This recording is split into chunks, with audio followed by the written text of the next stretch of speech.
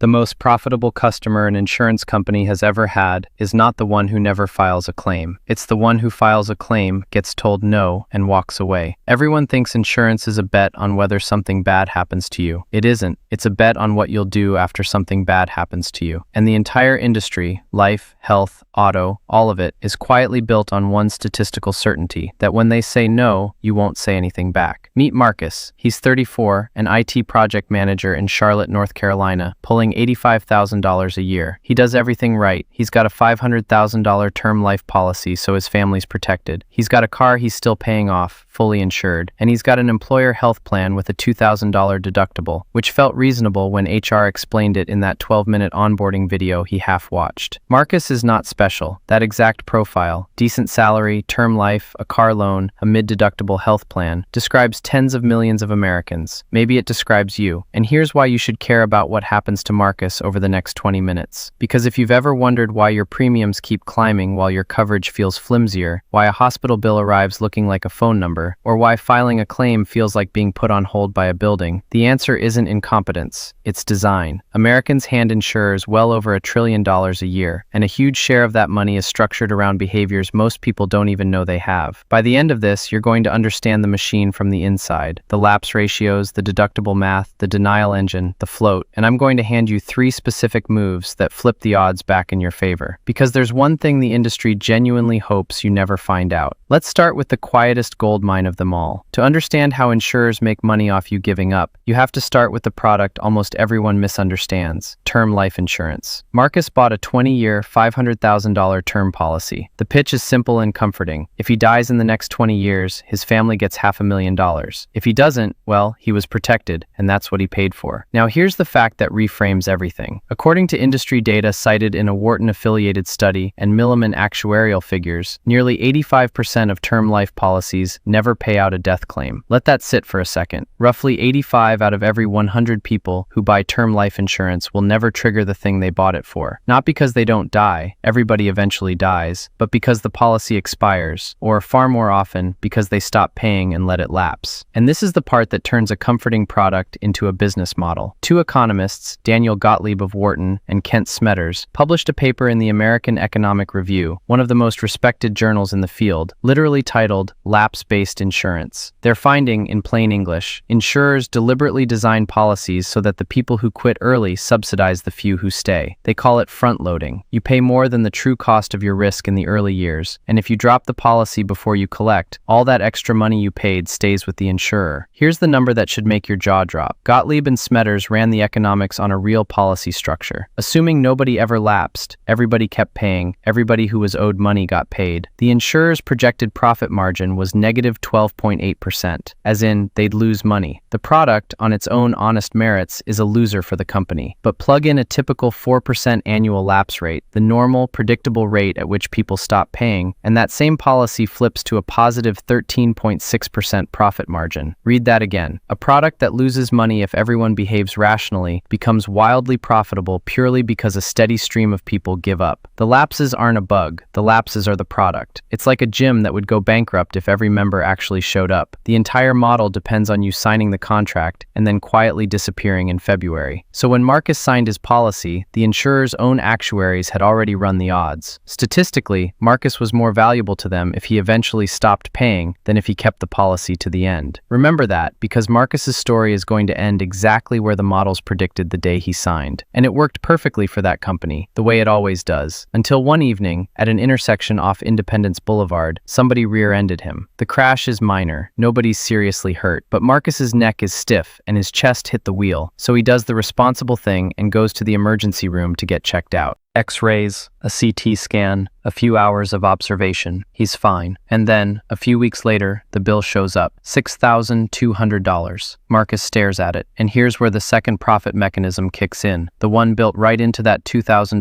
deductible he barely thought about. Let me walk you through the chain because every link matters. When you have a $2,000 deductible, it means you pay the first $2,000 of covered costs, and then your insurance starts covering the rest. So on a $6,200 bill, Marcus should pay somewhere around his $2,000 deductible, and the plan should cover roughly $4,200 of it. But that's not what Marcus sees. Marcus sees $6,200 in giant letters and a scary amount due line, and his brain does the thing every human brain does under financial stress. It fixates on the total, panics, and looks for the exit. He assumes the whole thing is on him. He doesn't file properly, doesn't follow up, doesn't fight the coding. He puts $500 down on a payment plan and tries to forget it exists. That gap between what Marcus actually owed and what he behaved like he owed is not an accident. It's a documented phenomenon. Behavioral economists call it deductible salience, which is just the formal way of saying a big scary number at the top of a bill makes people give up before they even find out what's covered. Catherine Baker, an economist who's now dean of the University of Chicago's Public Policy School and co-authored the landmark Oregon health insurance experiment, has shown that even small out-of-pocket costs cause people to dramatically cut back on care, including care they genuinely need and that would be covered. The insurer doesn't need to deny Marcus's claim to profit here. That's the elegant, quietly ruthless part. They just need Marcus to not fully use the coverage he already paid for. Every dollar of that $4,200 he never claims is a dollar of premium he paid for a benefit he voluntarily left on the table. The deductible isn't just a cost-sharing tool, it's a behavioral filter, a moat designed to make claiming feel harder than swallowing the cost. But here's where it gets genuinely dark, because sometimes you do fight through the moat, you do file the claim properly, and they tell you no anyway. And when they say no, they're not guessing whether you'll accept it, they already know. So far I've shown you how insurers profit when you quit and when you underclaim. But the real machine, the part almost nobody talks about, is what happens when they simply refuse to pay, knowing you won't push back. This is the hinge of the entire story. Let me give you the numbers, straight from KFF, the Kaiser Family Foundation, analyzing federal 2024 data. In 2024, insurers selling plans on healthcare.gov denied 19% of in-network claims. In-network, meaning these weren't sketchy out-of-network bills. These were claims from doctors and hospitals that are inside your plan's own approved system. Nearly 1 in 5. In raw numbers, that's about 85 million in-network claims denied in a single year. Now, if 1 in 5 in-network claims is getting rejected, you'd expect a tidal wave of angry appeals, right? Here's the number that reveals the whole game. According to that same KFF analysis, consumers appealed fewer than 1% of denied claims, less than 1 in 100. 85 million denials, and the overwhelming majority were simply accepted in silence. And here is the punchline that should make you furious, because it exposes the entire bet. When people did appeal, the outcomes shift dramatically in the patient's favor. In the federal marketplace data, roughly a third of internal appeals get the denial overturned. And when you look at external independent reviews, a separate appeal to a neutral third party, studies and state regulators have found overturn rates ranging from about 40% all the way up to 60 to 80%, depending on the state and the type of claim. California's Department of Managed Healthcare has reported 60 to 80% of denials reversed on independent review. Do you see the bet now? The insurer denies your claim, knowing that if you fight, they'll probably lose. But they also know, with actuarial certainty, that fewer than 1 in 100 of you will fight. So they play the odds. They deny broadly, pay out on the handful who appeal, and pocket everything from the 99 who walked away. It is, mathematically, a bet on your exhaustion, and it pays out billions.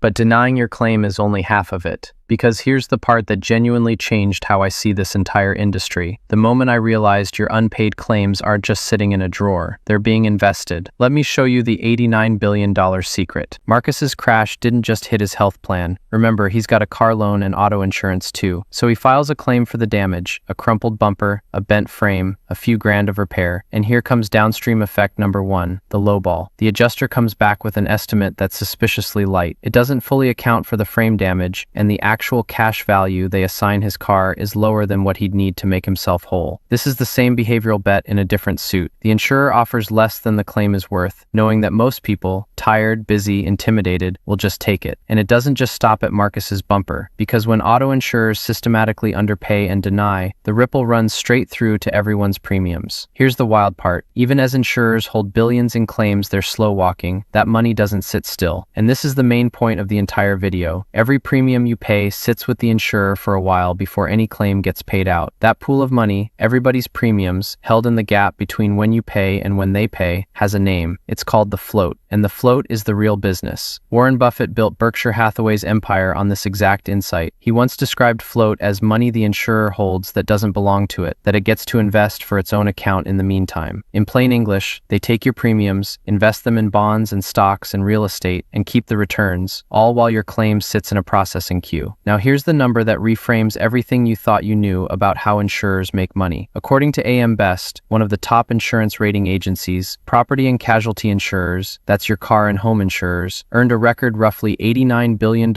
in investment profits in 2024. Not from premiums minus claims, from investing your money while they held it. The National Association of Insurance Commissioners put net investment income for the property and casualty sector at nearly $85 billion that same year, up more than 20% from the year before. And if you zoom out even further, it clicks. The slower they pay your claim, the longer they hold the float, the more they earn. The denial engine and the float engine aren't separate. They're the same machine viewed from two sides. Every day your $4,200 claim sits unpaid is a day their money, not yours, keeps compounding. Delay isn't a customer service failure. Delay is revenue. So let's tally what's happened to Marcus. Downstream effect 1, his auto claim got lowballed by roughly $2,500, and he's leaning toward accepting it. Downstream effect 2, on his health side, he underpaid a bill and left about $4,200 in coverage unclaimed. And downstream effect 3, the one that closes the loop from the very beginning of this video. The medical bills, the car repair gap, the general financial squeeze of a bad month all stack up. And in month 7 after the accident, Marcus looks at his budget, sees that $47 a month life insurance premium, and thinks, I'll restart it when things settle down. He stops paying, and there it is, the lapse. The exact outcome the actuaries modeled the day he signed. That $500,000 policy, the one that had a negative 12.8% margin if he kept it, and a positive 13.6% margin if he quit, just delivered the profitable ending. Marcus didn't fail. Marcus behaved precisely the way the pricing model was built to exploit. The whole chain, the crash, the scary bill, the lowball, the stress, the lapse, flowed downhill exactly the way the water was always going to flow. Now you might be thinking, if all of this is documented, the Wharton study, the KFF numbers, the AM Best float figures, why isn't it front page news every day? Why does your financial advisor never mention the lapse math? And the answer, importantly, is not a conspiracy. Nobody's in a bunker plotting against you. The reason is more boring and more true. It's that the story is complicated, and complicated doesn't get clicks. The mainstream narrative flattens all of this into a single useless sentence. Insurance is a scam, or, from the other side, just read your policy. Both are too simple to be actionable. The lapse-based pricing model is a 40-page academic paper. The float is a concept most people's eyes glaze over at. And your financial advisor? They often sell insurance products on commission, the very front-loaded policies we just dissected. The incentive to explain the lapse math to you is roughly zero. So the truth lives in the gap. Too technical for the news, too unprofitable for the salespeople, too dull for a headline, which means the people who do understand it, the actuaries, the executives, and now you, operate with an enormous information advantage over the 99% who accept the denial and let the policy lapse. That's the whole point of understanding the machine. Not to be cynical about it, to beat it. So let's turn Marcus's cautionary tale into your blueprint. Here's the core lesson in 3 sentences. Insurance is not a bet on whether disaster strikes. It's a bet on your behavior afterward. And the entire model assumes you'll give up, which means the single most profitable thing you can do is refuse to. Here are the 3 specific moves that flip the math. Move 1. Always appeal. Always.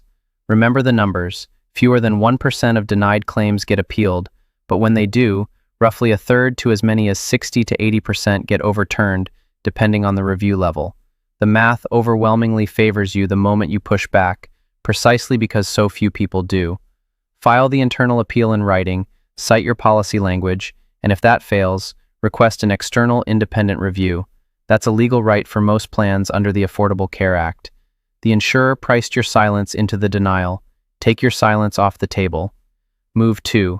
Negotiate before you pay, especially medical bills.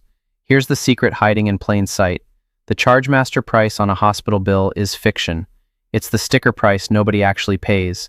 Providers routinely accept dramatically less, often in the range of 40 to 60 cents on the dollar, because that scary number was inflated to begin with, built partly around the expectation that insurers would negotiate it down. So when Marcus got that $6,200 bill, the move wasn't to panic pay $500 and hide.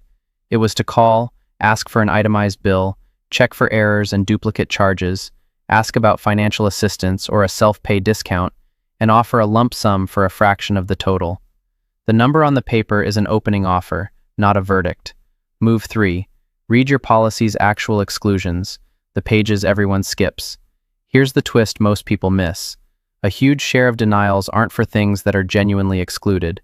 Per the KFF data, only about 5% of in-network denials were for medical necessity, while a quarter were flagged as administrative, coding errors, missing information, paperwork. In other words, most people fighting a denial are fighting for something that is technically covered and was rejected on a technicality. If you know what your policy actually excludes, the short, specific list on those pages nobody reads, you'll instantly recognize when a denial is bogus. And most of them are. Now, an honest caveat, because I'm not going to insult you, appealing and negotiating take time and energy, and they don't win every time. Outcomes vary by state, by plan, by claim type, and some denials are legitimate. This isn't a magic wand, but that's exactly why it works. The effort is the moat, and stepping over it is the edge. So circle back to where we started. The most profitable customer isn't the one who never files. It's the one who files, hears no, and gives up. As Warren Buffett, who got rich playing the other side of this table, likes to say, the stock market is a device for transferring money from the impatient to the patient.